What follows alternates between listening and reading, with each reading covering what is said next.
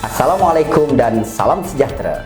Bersama saya, Kapten Pertahanan Awam Hilmi bin Husman dan rakan penyampai saya Lieutenant Pertahanan Awam Nur Farhana Syafinaz binti Abdul Jamil Khair dalam kapsul APM edisi 20 Mac 2024. Antara yang menarik dalam kapsul APM minggu ini, Majlis Pelancaran Kampung Siaga 221, Komuniti Berdaya Tahan Bencana Angkatan Pertahanan Awam Malaysia dan ujian akhir fasa 2 pengambilan pegawai dan anggota Pasukan Khas Pertahanan Awam PASPA tahun 2024.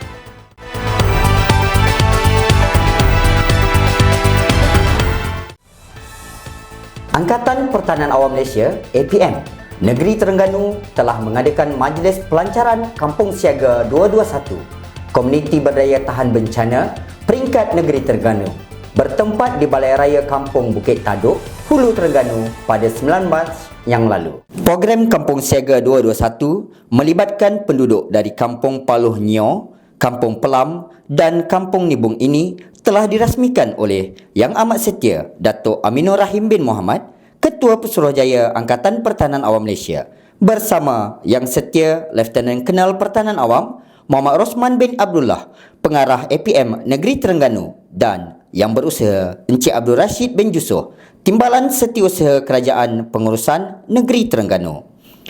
Kampung Siaga 221 merupakan satu inisiatif baharu yang diperkenalkan Angkatan Pertahanan Awam Malaysia bagi mengukuhkan fungsi dan peranan APM sebagaimana yang terkandung dalam Akta Angkatan Pertahanan Awam 1951, Akta 221.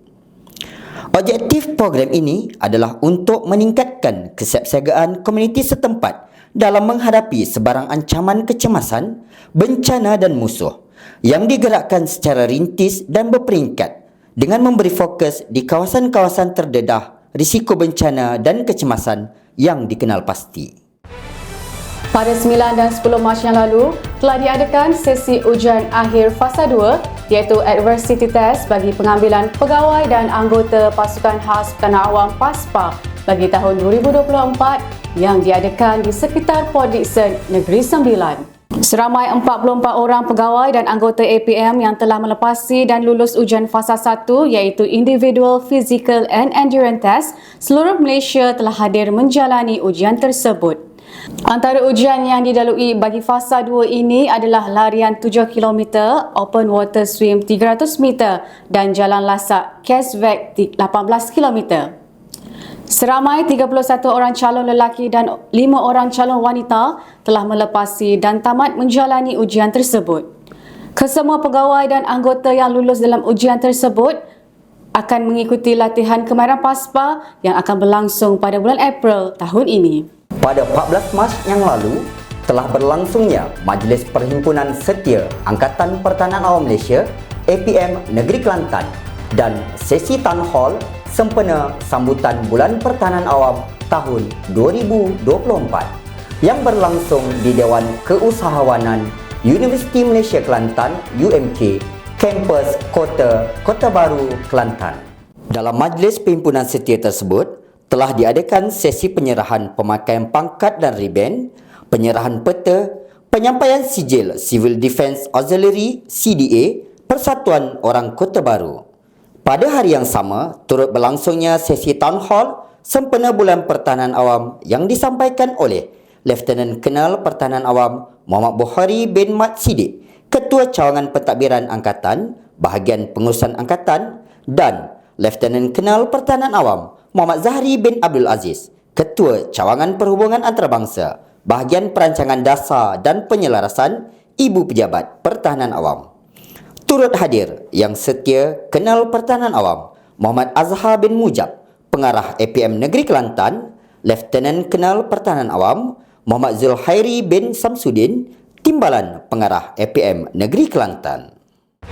Bahagian Pengurusan Sumber Manusia Ibu Pejabat Pertahanan Awam telah mengadakan sesi ziarah kasih pegawai Bahagian Pengurusan Sumber Manusia di Kampung Tanah Merah Kerandang, Jertih Besut, Terengganu. Ziarah kasih kepada Cik Nur Hayati Mamat Yusof, yang mengalami jatuh sakit pada Disember tahun lalu telah diketuai oleh Kenal Bersekutu Pertahanan Awam Khatijah binti Yusof, Pengarah Bahagian Pengurusan Sumber Manusia, Ibu Pejabat Pertahanan Awam bersama Yang Setia, Lieutenant Kenal Pertahanan Awam Muhammad Rosman bin Abdullah, Pengarah APM Negeri Terengganu serta beberapa orang pegawai dari Pengurusan Sumber Manusia. Tujuan ziarah ini adalah untuk melihat sendiri keadaan beliau dan berbincang berkenaan urusan perkhidmatannya secara lanjut. Turut hadir pembantu perubatan yang merupakan anggota di Pejabat Daerah Pertahanan Awam PDPA Dungun bagi membantu memberi penjelasan yang lebih baik kepada keluarga serta meneliti dan membantu beliau. Selain itu, turut disampaikan sumbangan barangan keperluan serta wang tunai hasil kutipan daripada Bahagian Pengurusan Sumber Manusia dan Puspanita Cawangan Kecil APM. Sama-sama kita doakan kesembuhan buat Cik Nur Hayati. Sebelum menutup kapsul APM pada minggu ini, tahniah diucapkan kepada Lieutenant Kenal Pertahanan Awam Muhammad Rohaidi bin Halim, Penolong Pengarah Bahagian Pengurusan Angkatan, dan Lieutenant Kenal Pertahanan Awam Muhammad Muaz bin Muhammad Yusof, Timbalan Pengarah APM Negeri Kedah, yang telah ditauliahkan pangkat Lieutenant Kenal pada 11 Mac yang lalu. Semoga ianya dapat menjadi pemangkin semangat kepada warga Angkatan Pertahanan Awam Malaysia untuk terus maju dan cemerlang pada masa akan datang. Hanya yang sahih di kapsul APM. Salam hormat dan Assalamualaikum.